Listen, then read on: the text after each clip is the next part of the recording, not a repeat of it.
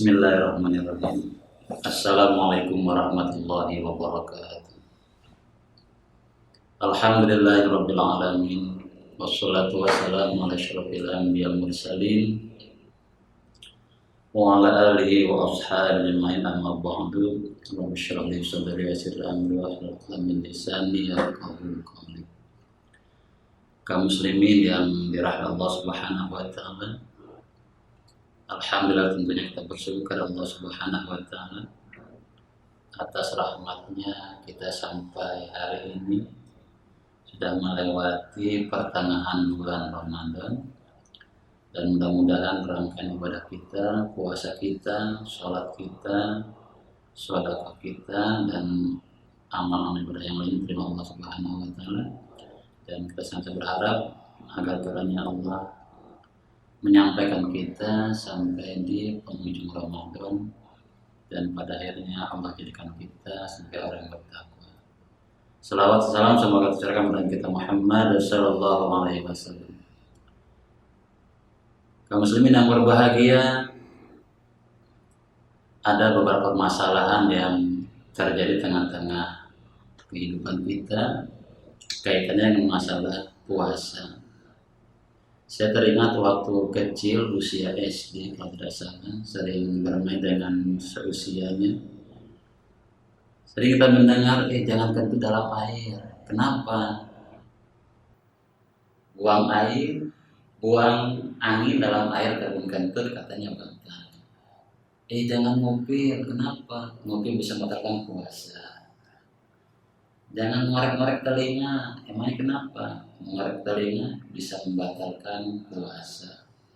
Kemudian pun kita pernah mendengar juga di tengah-tengah kita tidak boleh bersikat gigi dalam berpuasa. Tapi banyak menanyakan bagaimana hukumnya menyikat gigi.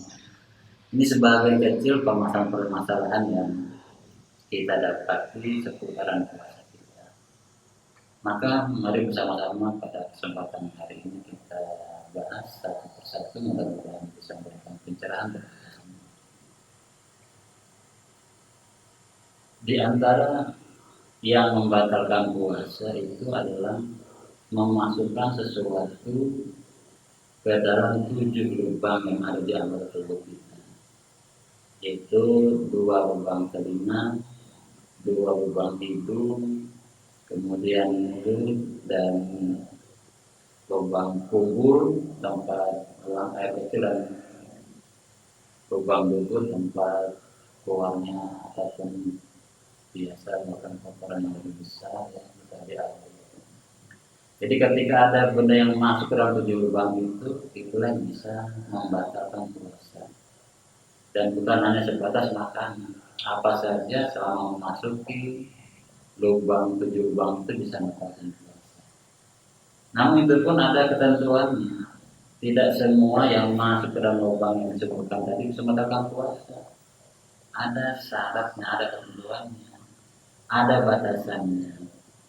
Kayak hidung, batasannya itu adalah pangkal insan, posisinya pas di bawah mata kita. Kalau dalam MPI dikatakan itu mental.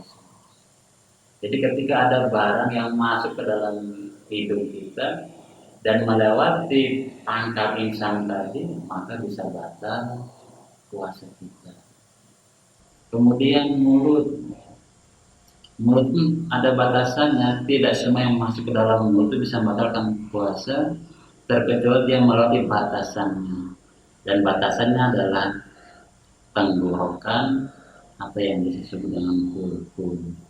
Jadi ketika ada benda yang masuk ke dalam kita dan melalui tenggorokan, baru batal puasa kita. Jadi selama tidak masuk melalui tenggorokan kita, maka tidak batal.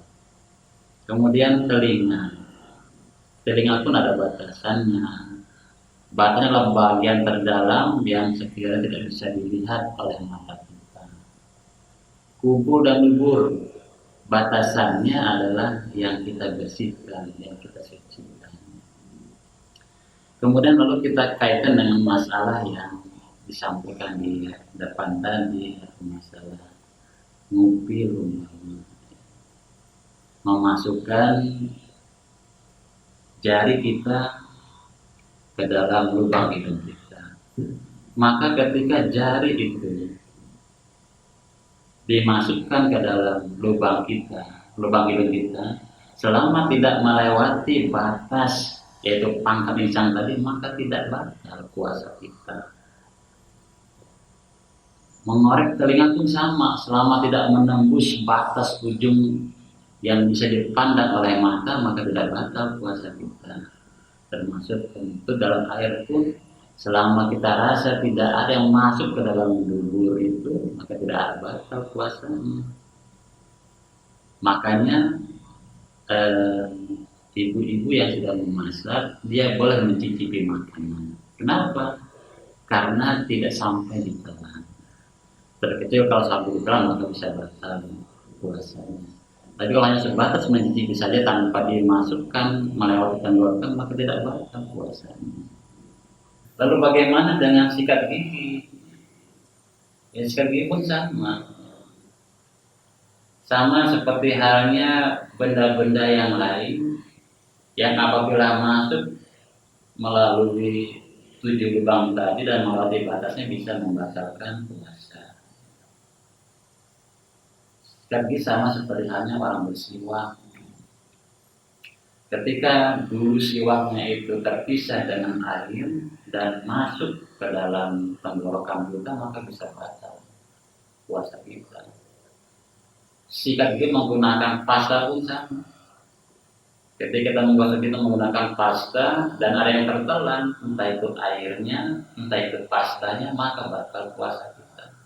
Tetapi selama tidak tertelan melalui tenggorokan kita, maka tidak batal puasa kita.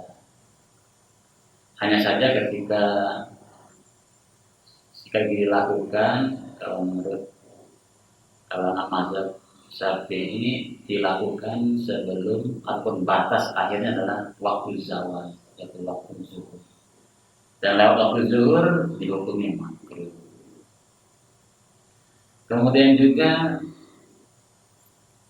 ketika kita tidak enak badan, terkadang kita oleskan di kepala kita minyak angin atau minyak kayu putih atau minyak yang lain, ya. Itu pun sama tidak membatalkan puasa. Kenapa? Karena dia tidak melewati lubang yang disebutkan di atas dan apalagi sampai batasnya, maka tidak mengapa. Orang yang lagi sakit kepala kemudian dioleskan dengan minyak angin atau minyak itu tidak apa-apa, karena tidak memasukkan sesuatu melalui 7 lubang tadi. Kemudian masalah yang berikutnya ini adalah masalah orang sakit. Dan orang sakit ini kita harus melihat kondisinya seperti apa. Kalau dia sakitnya ringan, maka dia tetap wajib untuk berpuasa, tidak boleh membatalkan puasa. Kalau hanya sebatas sakit kepala saja, pilek ringan saja, atau penyakit ringan lainnya, maka tetap wajibnya berpuasa, tidak boleh membatalkan. Kemudian yang kedua adalah sakit berat.